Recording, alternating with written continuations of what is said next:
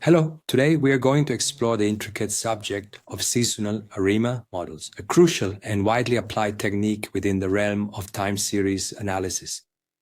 Following our established routine, we are now going to proceed with accessing the valuable information provided by the Finance Research Gate website. But first, let's establish the foundational background for understanding the seasonal ARIMA model. We've previously explored the standard ARIMA model and its core component, the ARMA model. This seasonal version is essentially an extension where we introduce a critical new element, the concept of seasons. So the main idea we're focusing on here is to create a model for this time series data.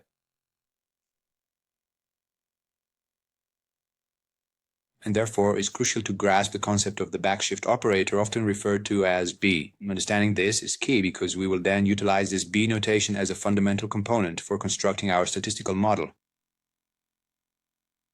For any statistical model that we intend to apply, it is a crucial prerequisite that it exhibits stationarity. This implies quite specifically that the model must possess both a constant mean and a constant variance. And any model that we fit, the resulting error from that model should ideally be a pattern of white noise if the model that we have applied was correctly specified and was truly appropriate for the specific case we are dealing with. So, the core idea here is that if the seasonal ARIMA model was correctly applied to our specific case, then the resulting residuals should ideally behave like a white noise process. An average of 0, a constant variance, and most importantly, no autocorrelation in the residuals. If there is any remaining autocorrelation present within the residuals, that clearly indicates we did not do a good job in modeling the time series variable correctly.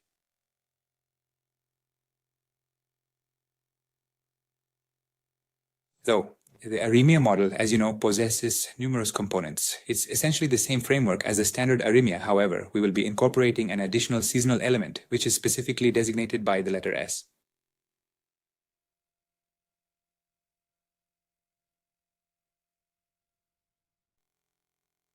So when we look at this equation, we can clearly identify two main components. There's the part that is non-seasonal, and then we also have the seasonal part.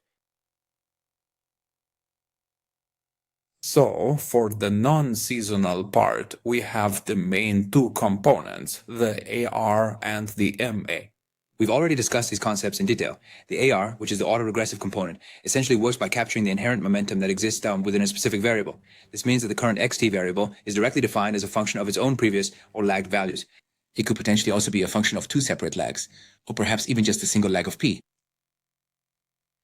We can effectively represent this specific mathematical form in the following straightforward manner. If you were to simply take all of the previously observed lag values and then subtract them directly from your current xt observation, the resulting difference or residual will then provide you with the crucial error term, which ideally should represent a pure white noise process.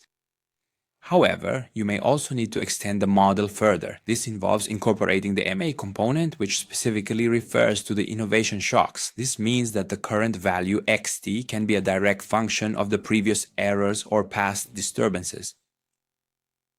Thanks, that the model itself was simply unable to adequately explain. These factors tend to build up and evolve gradually over time, and this cumulative effect can also provide significant explanatory power regarding xt. And if you were to carefully remove these accumulated innovations or perhaps these unexpected error shocks from the xt variable, then the resulting residual error should ideally be a pure white noise process. Within an autoregressive moving average, ARMA model framework, we integrate both the historical lag values of the variable itself and the past innovation or error shocks. This is because these two distinct components collectively possess the explanatory power to fully account for the current observed level of the time series, xt. The ARIMA model will simply incorporate a differencing component, which means that we will difference the level variable if the level variable or the original data series is not stationary, because we are unable to properly apply these models to any series that are non-stationary. Therefore, applying the first difference often provides the essential solution. And if this initial differencing step proves to be sufficient, we then successfully obtain a stationary variable. This allows us to apply either the standard ARMA model, or alternatively the seasonal ARMA, or even the more complex seasonal ARIMA model. So, when we talk about the term seasonal, it's important to understand that it should always represent a consistent repeating pattern or clear predictable cycles within the data.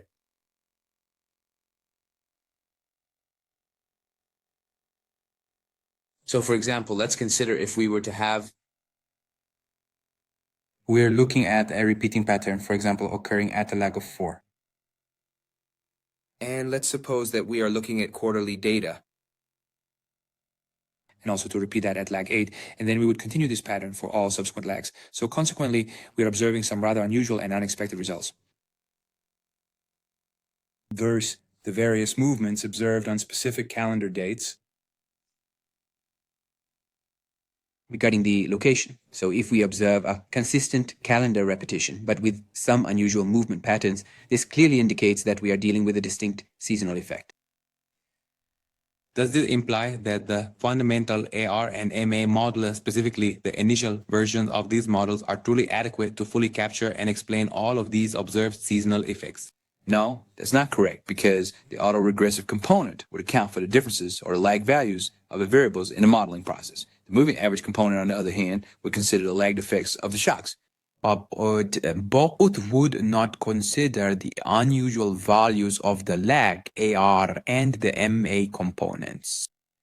So, any unusual movements in past values due to the seasonal effect have two parts: the AR, which we call the AR from the seasonal component, and in addition, we must consider the moving average component, which reflects the error shock that is generated by the seasonal patterns or influences. Though this particular seasonal effect will introduce yet another autoregressive effect, specifically the delayed influence or lag of the primary variable observed within that very same season. And there's an error or innovation component of that seasonal variable that will also play a role in forming the seasonal movements. So, we're dealing with the concept of seasonal autoregression. For instance, it's often observed that every January we see unusual or significant movements in the specific variable we're analyzing. This implies that for the current January, we should anticipate similar patterns. It really depends on what happened in the previous month of January. So, for example, let's just imagine this January in the year 2000 is affected by the most recent January, or more precisely, the January from the previous year, 1999. It is now possible to achieve this, and concurrently, you can also incorporate a straightforward autoregressive model, for instance, an AR1 model.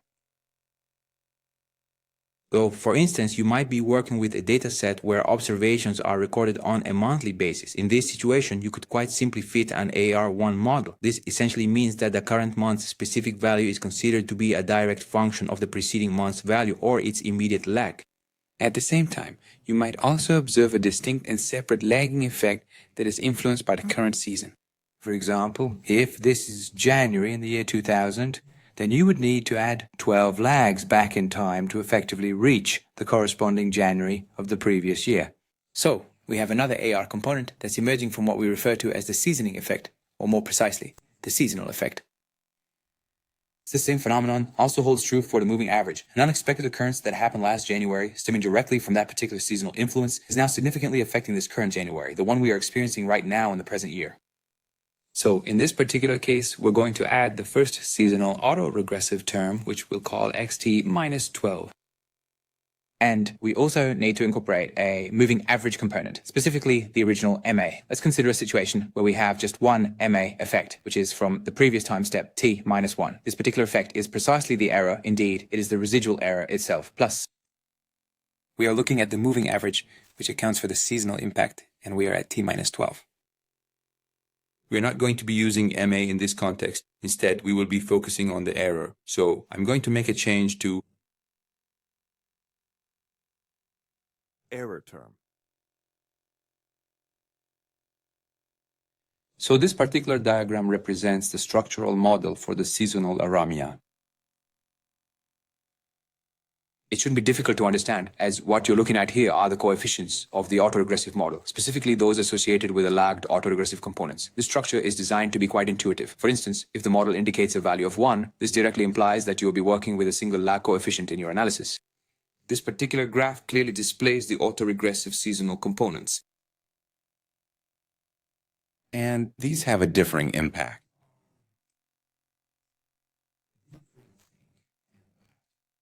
For example, if the first difference is not enough, whether it's for the initial assessment or for the subsequent, more comprehensive review. Whether you're considering the original autoregressive AR, moving average MA, or the seasonal component, if a single first difference isn't quite enough to achieve stationarity, then you may need to increase the differencing order, perhaps up to 2. What I mean is that you could consider 3 distinct levels: difference, indifference, or even a third stage. The 3 levels are difference, indifference, and indifference. So, once more, this particular element we're examining is the AR, the autoregressive, and it's the primary or original component of this model. And then, following that, we have this distinct part which represents the seasonal component, also derived from the AR model. And here, we have a look at the various MA shocks that are available. We have the standard normal version, the initial original model, and of course, the one that accounts for seasonal variations.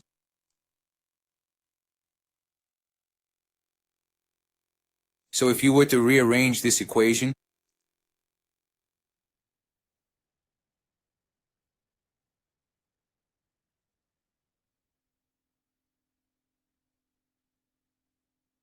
What this essentially means is that you will be looking at a scenario where, for instance, the current value of xt is defined as a specific mathematical function that takes into account the value of xt from the immediately preceding time step, which we denote as xt minus 1. This particular setup represents what is known as the first lag in an autoregressive model. And for the sake of simplicity in our current discussion, let's just assume that we are only considering this single solitary lag, for example, to illustrate the point.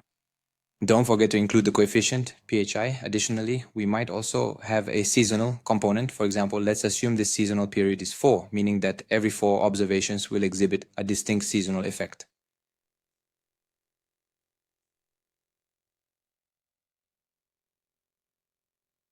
it is coming from the number 4. And we have the significant MA shocks. Our primary coefficient, which we are considering, is designated as theta. Furthermore, we are also observing significant shocks that are directly attributable to the seasonal impact.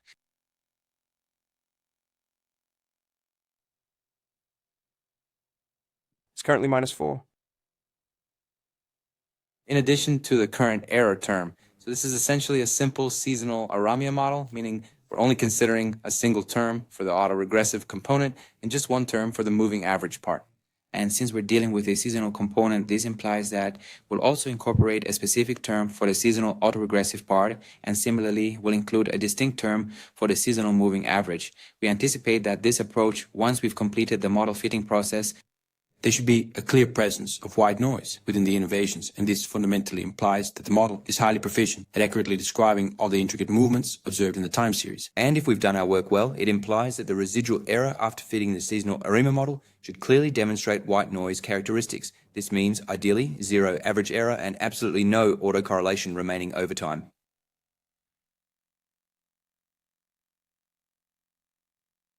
So, for instance, let's take a moment to consider an example that utilizes the Finance Research Gate website. The very first thing we need to do in this process is to carefully select the appropriate time series data. Once that's done, we'll then proceed to specifically choose the quarterly frequency for our analysis. For instance, let's go ahead and select the year 2024 as our starting point, which will effectively mean we are encompassing the entire available sample period for our work. Let me choose that one more time for the year 2024.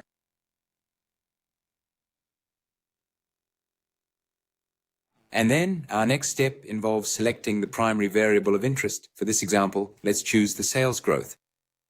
Our primary goal is to model the sales growth for a particular firm. This model can then be applied to all firms operating within the market, or we might choose to select just one firm or a specific subset of firms. So, first I'll search for Microsoft within the search tickers field. I will then proceed to type in MSFT, and after that I'll press the enter key. Finally, I'll click somewhere outside of that search box. Then the MSFT, which is the Microsoft stock ticker symbol, should become visible right here on the screen. Once that's visible, we'll go ahead and select it, and then I'll proceed to apply our chosen selection.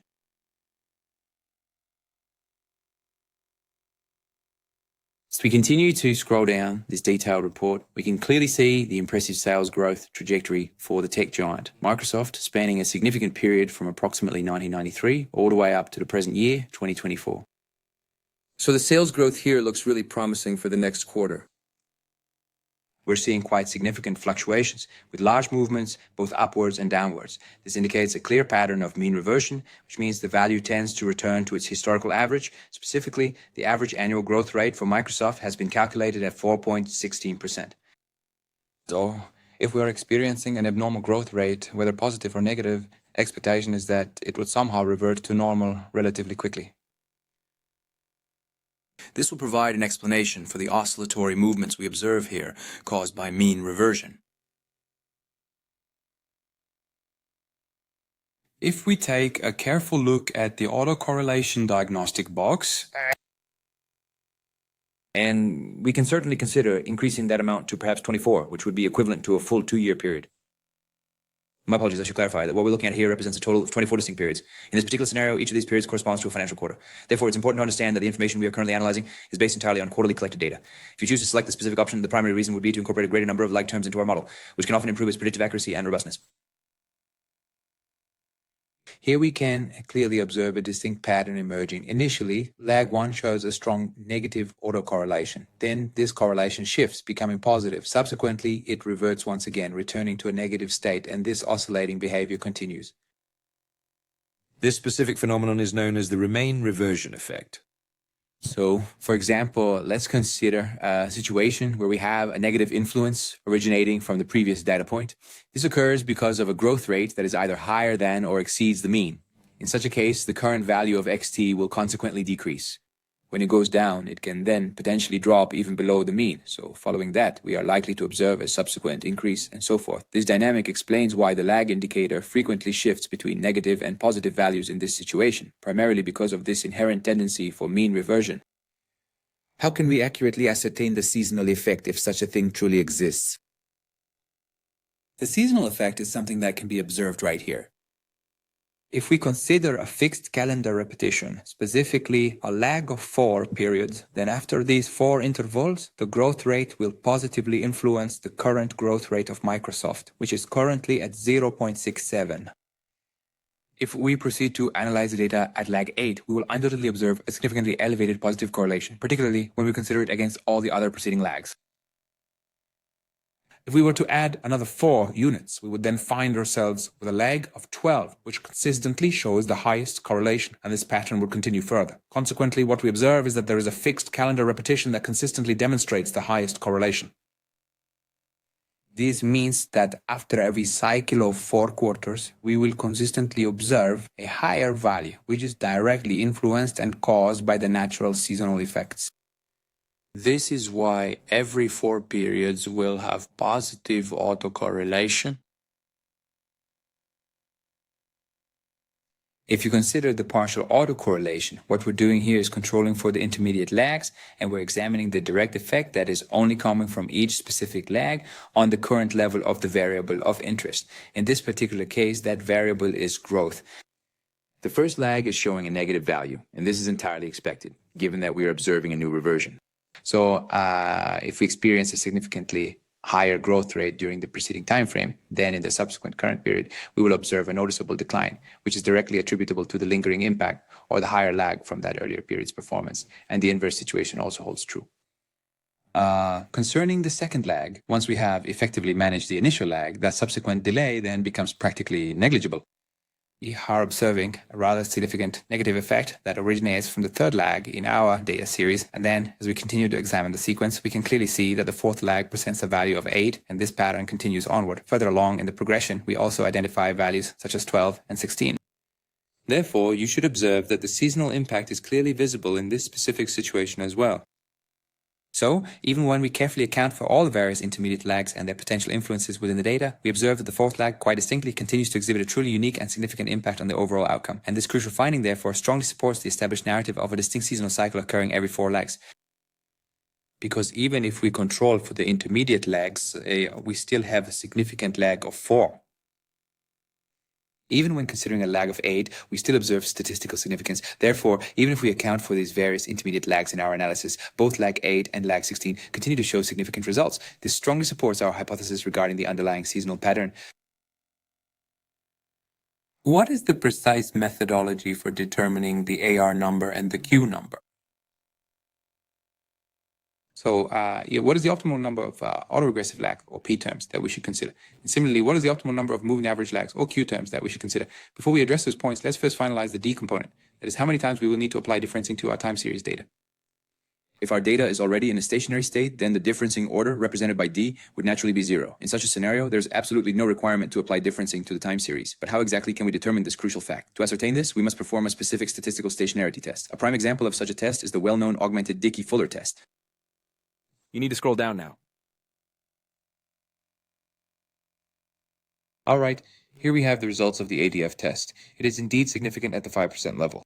The Philip-Perrin test, an additional and equally important statistical measure, is also found to be significant.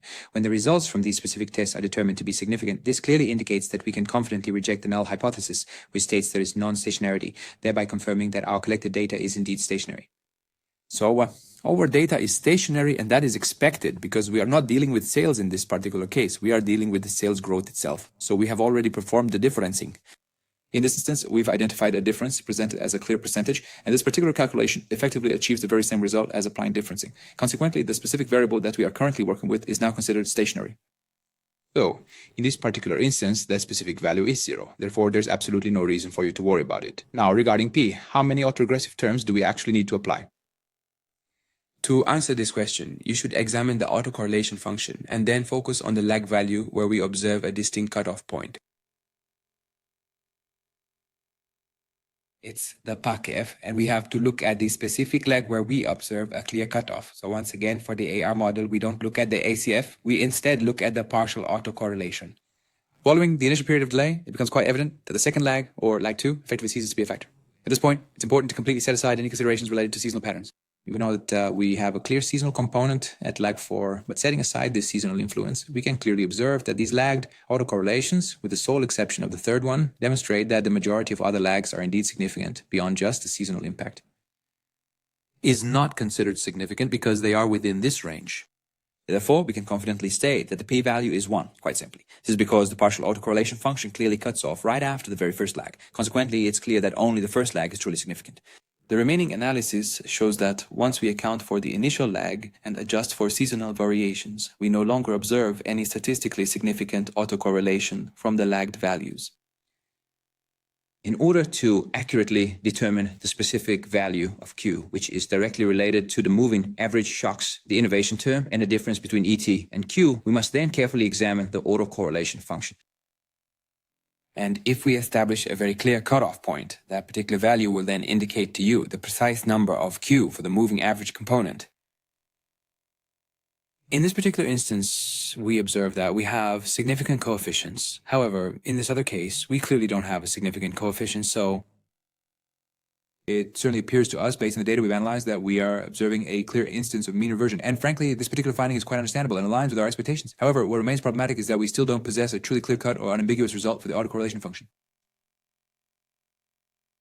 So, for example, if the autocorrelation function, or ACF, demonstrates a very clear and distinct cutoff point immediately after the fourth lag, then the parameter Q is considered to be equal to 1. But here we still have mean reversion and seasonal impact. Given that we don't have a very clear or distinct cutoff point established here, we are then able to confidently set that particular value to 1, for instance. This is primarily because we simply cannot interpret or read it as representing specific MA shocks. Consequently, we will also proceed to set that corresponding Y value to 1 as well. Regarding the seasonal component, our task is to establish that specific numerical value to equal 4, because every 4 periods, or more specifically, every 4 quarters, we consistently anticipate a significant seasonal impact. This particular impact will specifically apply to both the accounts receivable and the earnings shocks, particularly those occurring in the first quarter. Considering the seasonal impact, as we previously noted, that specific abnormal movement we're examining actually comprises 2 distinct and significant elements: the autoregressive AR part and the innovation part. So, what we're going to do next is scroll down and then we'll apply that. We're going to take a look at the seasonal SARIMA model that we've developed to analyze Microsoft's sales growth.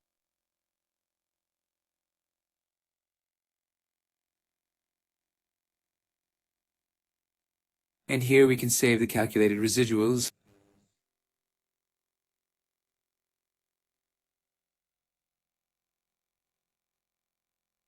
AR is 1, MA is 1. Well, I think we could definitely consider increasing the MA, especially given that we don't currently possess a very clear cutoff point for it. And by increasing the MA, we would then be able to effectively compare the performances across various different model versions. But let's begin with what we might call 1 and 1 difference. We don't actually need to complicate it, so it's simply 1. Here, we are also considering a single instance, given that we have just one seasonal effect present. Therefore, we include one seasonal AR component and also one seasonal MA component.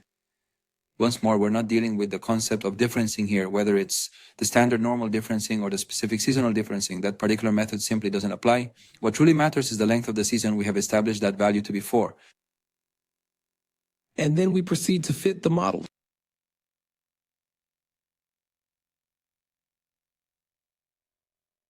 Here we have the coefficients.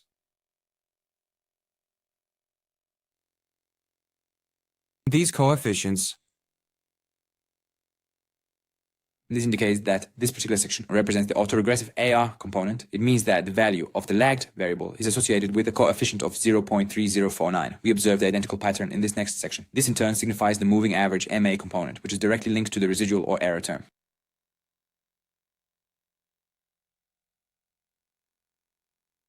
Minus 0.7201, which is clearly presented for us right here. And then we also consider the seasonal component, which means if you look at 4 previous time points or lags regarding the variable y, or more precisely our primary variable of interest, the calculated coefficient stands at 0.94. This implies a strong positive correlation. For instance, if the value of y from 4 periods ago, yt minus 4, happens to be higher, then the current value of y or yt will consequently also be higher. This direct relationship holds true because the coefficient we observe here is not only positive but also quite substantial. Additionally, in a comparable manner, we also have a specific coefficient that is directly linked to the seasonal moving average shocks. This particular one right here. This specifically signifies that the error component at the time point, designated as t minus 4, which represents a lag of exactly 4 previous periods, is where we can clearly identify the seasonal effect, and its calculated magnitude is precisely negative 0.64. Now, let's examine the interaction effects that are specifically originating from the variable yt lagged by 5 periods. We observe a very similar pattern here when we consider the MA shocks. This brings us to an important question. Why exactly do we have the yt minus 5 included in this model? Simply because the value of yt from the previous iteration. And let me write this down.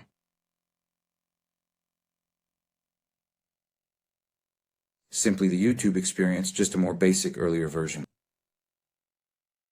Depends. On. We are at yt minus 5. And the yt minus 1 term is already included in this particular analysis, but that specific value is also impacted by the yt minus 5 term because of the seasonal effect. Remember, we're dealing with a 4-period gap here, so a significant part of the yt minus 1 movement is actually influenced by the yt minus 5 value. This connection exists because of the underlying seasonal link, specifically due to that 4-period separation. Also, if you look at the yt minus 4, that depends on the specific parameters you're trying to measure or evaluate. On. We're looking at yt minus 5 here. This particular value is determined by the fundamental AR correlation, specifically the 1-period lag that we've been discussing. So, moving on, we then have yt minus 4 is significantly influenced or perhaps even directly determined by the yt minus 5 value. Therefore, any observations or data points you might encounter for yt minus 1 and yt minus 4, their current states and overall behavior are, to a considerable degree, shaped and affected by yt minus 5. So, we really need to control for this double counting because the coefficient we're seeing here doesn't fully reflect the yt minus 1. It actually also reflects a portion of the yt minus 5. We absolutely have to remove that. So when we then subtract the interaction term, which is derived from the coefficient and multiplied by the value of yt at time t minus 5, similarly, we either add or alternatively, we subtract the interaction component that originates from the error innovation term. In this specific situation, we first need to calculate the moving average that completely disregards any seasonal influence. Then we also obtain the moving average that is derived directly from those very same seasonal effects. Once we have both of these values, our next step is to perform a multiplication of these two components. And subsequently, we will take that resulting product and multiply it by the expression yt minus 5. Because of this error innovation, the remaining component is determined by the value at et minus 5. So, to properly account for this, we must eliminate that specific effect. We do this by simply subtracting the interaction term from the coefficients. Since we are multiplying or interacting two distinct negative signs, the outcome in this calculation will naturally result in a positive value. Therefore, this comprehensive framework constitutes our final model, known as the Seasonal Autoregressive Integrated Moving Average, or SARIMA. So, once we've applied this particular model, what kind of performance can we expect to see? Here, if you compare the actual observed data with the values generated by the fitted model, it appears to be doing a reasonably good job. Not perfectly, of course, but it certainly seems to be effectively capturing the oscillating impact. You have observed some really extreme and significant movements during certain specific periods, and these could potentially be directly linked to a market crash, or perhaps a broader financial crisis. Well, that could certainly help to explain the reason why we're seeing this abnormal movement. In this particular situation, we may have to use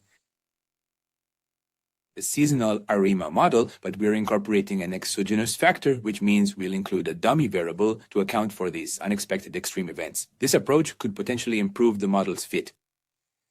The most critical step we must take is to carefully examine all of the residuals. What this means is that if we were to go back and look at the other term, this particular value that we're looking at right now, this represents a crucial difference between what actually occurred in reality and what our model had previously predicted based on all of the various components and factors. Performing this calculation will then clearly show you the resulting error.